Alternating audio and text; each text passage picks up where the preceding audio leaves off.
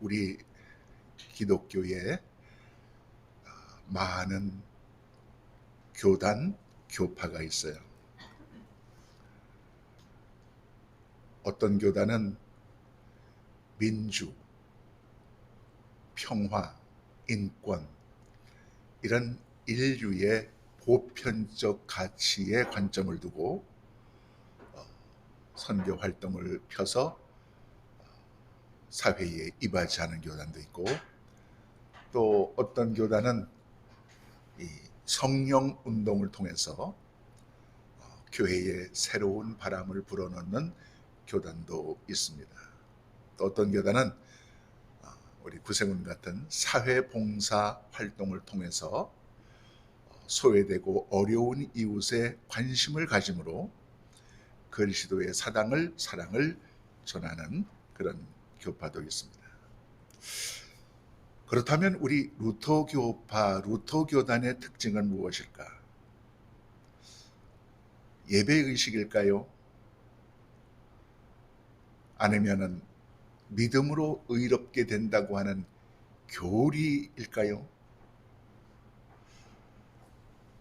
제가 볼 때는 우리 루터교단의 특징을 이야기한다면 그것은 오직 말씀일 것입니다. 종교개혁의 원리인 솔라 스크립투라, 성서만으로, 그 무엇보다도 하나님의 말씀에 관점을 두고 그 말씀을 바르게 선포하고 말씀으로 세상을 섬기는 그런 신앙의 마인드야말로 우리 교단의 중요한 특징이요, 또 한국 교회에 공헌한 것이 아니겠는가, 그런 생각을 합니다. 어떤 교회에서 열정적으로 금식기도 했습니다. 눈물 나왔습니다. 콧물 나왔습니다. 방언 나왔습니다. 그런데 부흥회가 끝나고 나니까 모든 것이 원위치입니다. 금식기도, 눈물, 방언, 그 뒤에 역시 남는 것은 말씀이어야 합니다.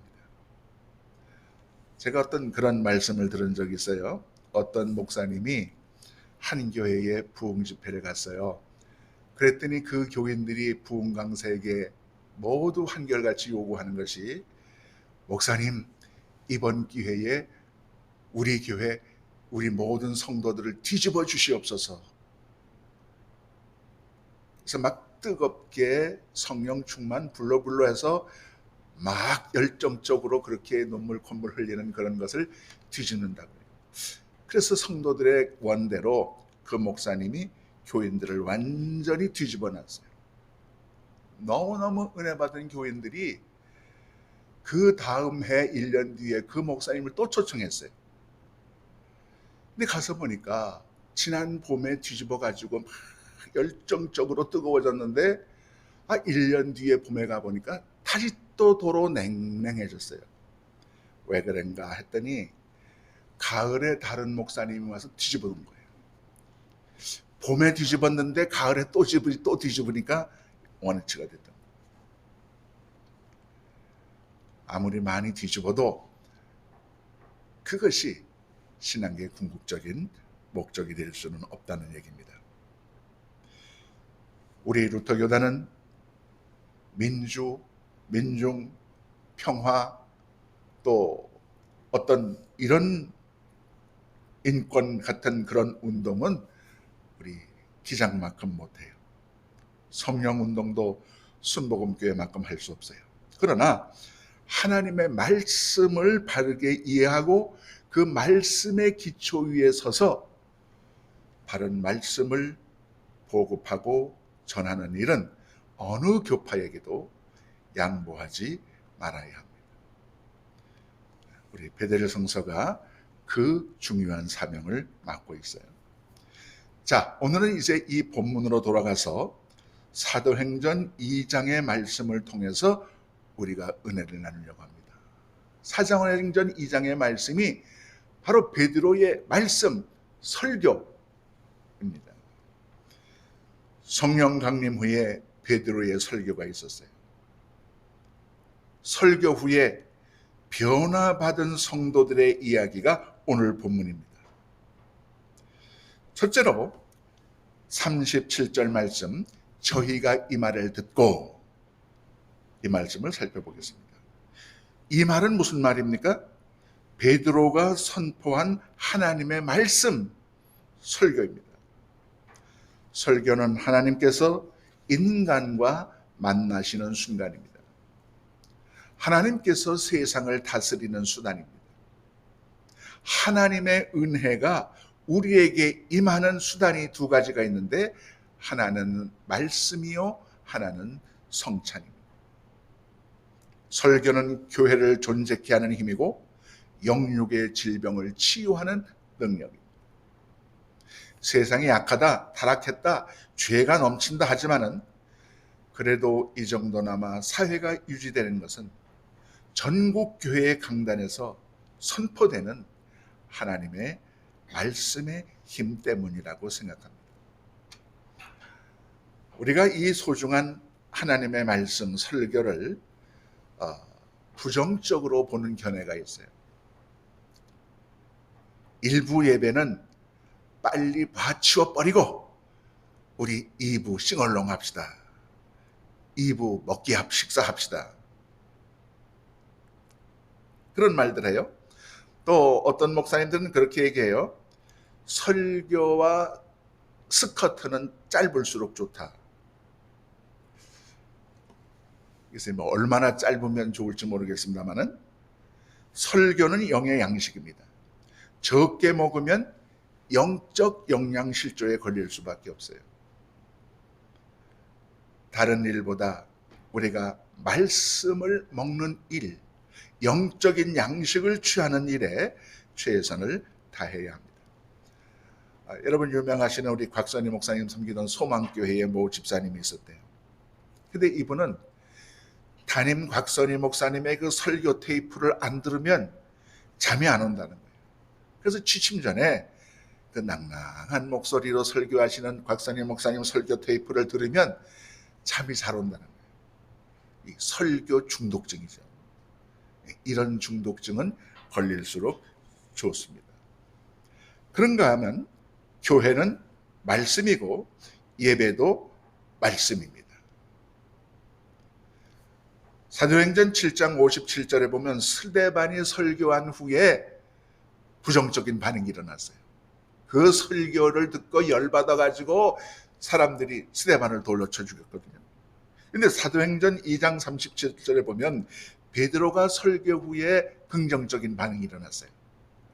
사람들이 가슴을 치며 회개하기 시작한 거예요. 이것은 같은 말씀이지만 말씀을 어떤 자세로 수용하느냐에 따라서 이 반응이 달라지는 거예요. 나를 공격하는 말씀이구나. 나를 치는 말씀이구나. 그렇게 말씀을 수용하면 신앙생활에 실패할 수밖에 없습니다. 언제나 긍정적으로 말씀을 받아야 합니다. 그래야 젖을 잘 빨아먹는 아기가 살이 토실토실 올라서 건강하게 자라듯이 하나님의 말씀을 긍정적으로 수용할 때 우리의 신앙이 자랄 수가 있습니다. 베드로의 설교 후 반응처럼 말씀마다 형제여 주여 내가 어찌할까요?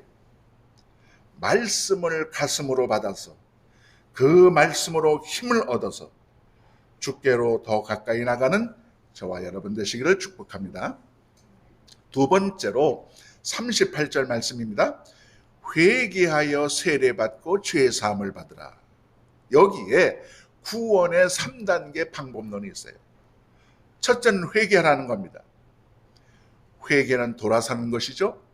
방향 전환을 의미합니다. 자신의 죄악된 현재를 발견하고 거기서 떠나는 겁니다.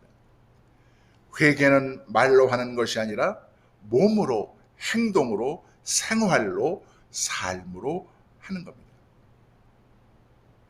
회개는 소극적으로 하나님 제가 잘못했습니다 용서하옵소서 뉘우치는 것이 아니라 적극적 신앙의 자세로 삶을 변화시키는 겁니다. 이것이 회개입니다. 입술로는 100마디 잘못했다 회개해도 생활과 삶 속에 그 변화가 느껴지지 않고 나타나지 않는다면 입으로 하는 수백 마디의 회개가 무슨 소용이 있겠습니까? 사도행전 2장 37절에 나타난 초대교인들의 회개를 한번 보세요. 나 중심에서 예수 그리스도 중심으로 변했어요. 이기적인 삶에서 이타적인 삶으로 바뀌었어요. 미움의 삶에서 용서와 사랑의 삶을 살게 되었어요. 갈등과 대립, 반목과 질시의 삶 속에서 화해와 일치의 삶으로 변화되었습니다. 이런 언어적이고 행동적이고 생활적인 회개가 수반되지 않는 한 신앙의 변화란 회개란 사실상 무의미합니다. 구원의 첫 단계가 회개하는 겁니다. 그다음에 두 번째로 세례를 받으라고 했습니다. 이것은 회개했다는 표를 받는 겁니다. 세례는 내가 세상을 향해 가던 길에서 돌아서서 회개하여 세상을 버리고 하나님의 자녀가 되었다는 표입니다. 그래서 믿는 이는 다 세례를 받아야 합니다. 마가복음 16장 16절 말씀합니다. 믿고 세례를 받는 사람은 구원을 받을 것이요 믿지 않는 사람은 정죄를 받으리라. 세례는 구원에 보이는 징표입니다. 세례는 요식행위가 아닙니다. 삼위일체 하나님의 이름으로 세례를 받습니다. 인간 목사의 손을 통해서 이루어지지만 그것은 하나님의 행위를 대행하는 것입니다. 세례의 주체는 하나님입니다. 그리고 마지막으로 죄사함을 받으라고 하십니다. 죄사함이 곧 구원의 완성 단계입니다. 죄 있는 자가 죄 없는 자 되어서 의인으로 인정받는 것. 그것이 구원받는 하나님의 백성의 자격을 획득하는 것입니다. 우리가 하루에도 수없이 하나님을 향해서 돌아서야 합니다. 하나님께서 주체가 되시는 세례를 기억해야 합니다. 그러면 죄사함을 얻어 구원의 자리에 이르게 되는 것입니다. 셋째로 38절 말씀, 성령을 선물로 받으리니, 이 말씀을 살펴봅시다. 회개하고 세례받고 죄사함 받고 구원 얻어서 그 결과로서 성령을 선물로 받습니다. 성령은 삼위일체 하나님의 한 인격입니다. 성령에 대한 바른 이해가 필요합니다. 어떤 특정한 교회나 어떤 특정한 기도원에서 이 성령을 마치 자신들의 전유물처럼 여기는 것은 잘못입니다. 또 성령을 만지면 터지는 폭탄처럼 경계하는 것도 잘못입니다. 우리가 참으로 신앙에 승리하려면 성령을 중심 속에 모셔야 합니다. 성령께서 내 양심에 대고 하시는 말씀을 수시로 들을 수 있어야 합니다. 성령을 모셔야 힘 있는 신앙생활이 가능합니다. 자, 여기 종이 한 장이 있습니다. 종이 한 장은 자꾸만 세워도 쓰러지고 넘어지고 맙니다. 근데 이 종이를 단단한 시멘트 벽에 딱 붙여놓으면 손으로 찔러도 칼로 찔러도 종이는 끄떡도 없습니다.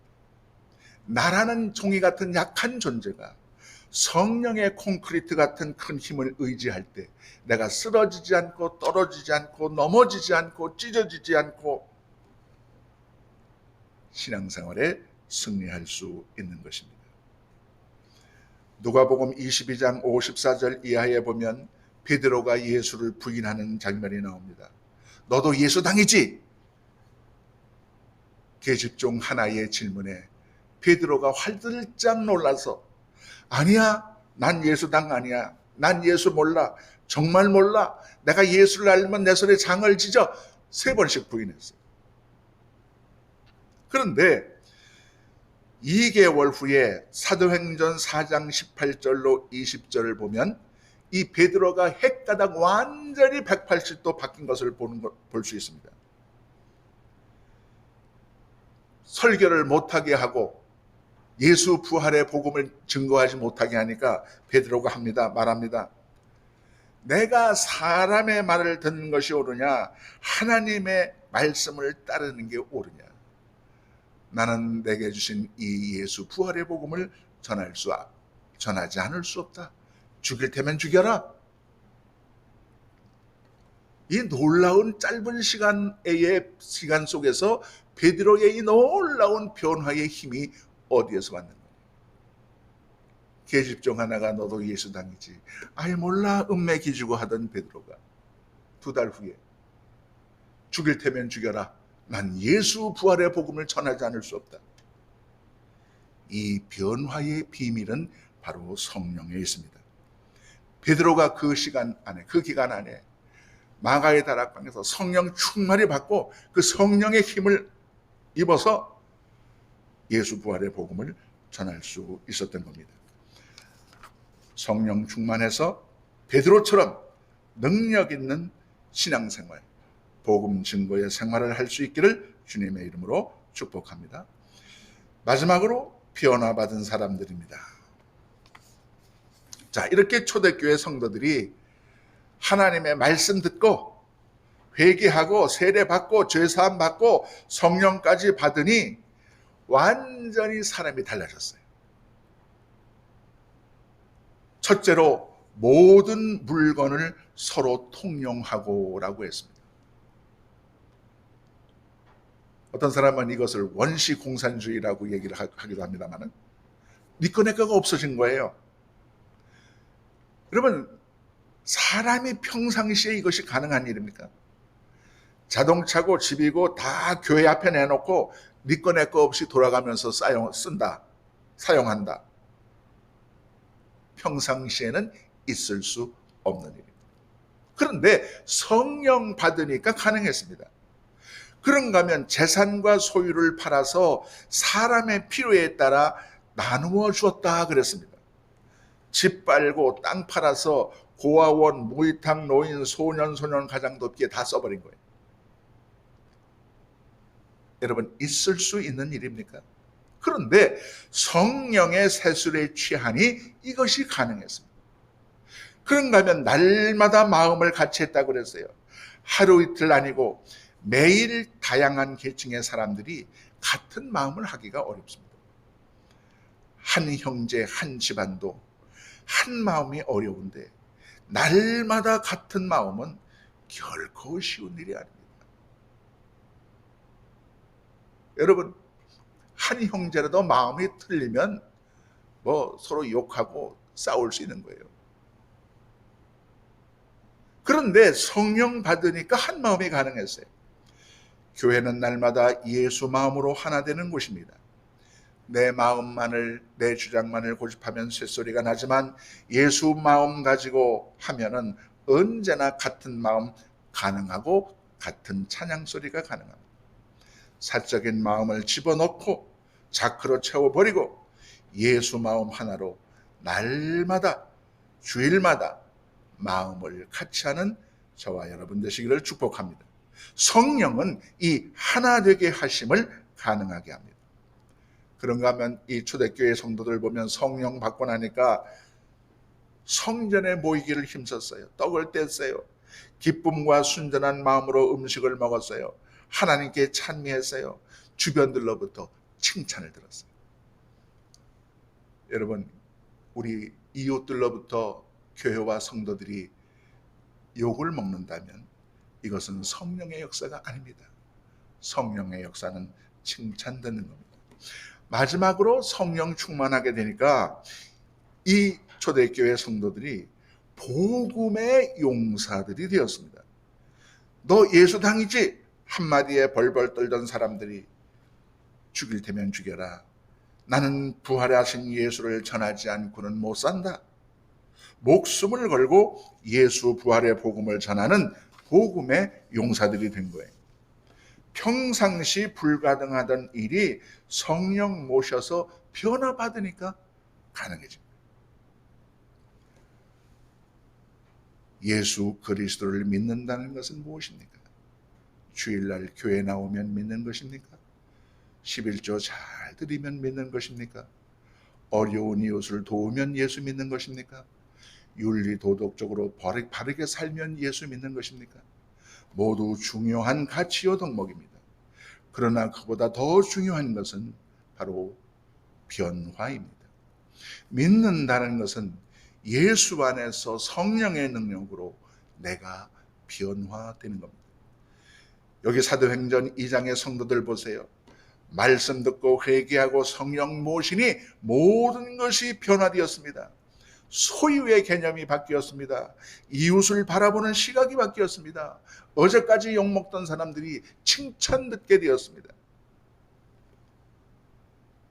이런 변화가 우리의 신앙 속에 있기를 축복합니다. 초대교회 성도들, 그들은 진정 변화받은 사람들입니다.